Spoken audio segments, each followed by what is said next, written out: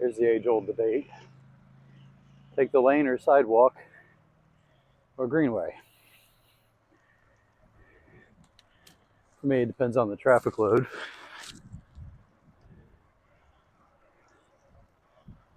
And who I'm riding with. I'm riding with my kids. They're both novice riders. So I tend to do sidewalks just for their comfort. If it's rush hour, I choose life. So I'll stay on the greenway or sidewalk.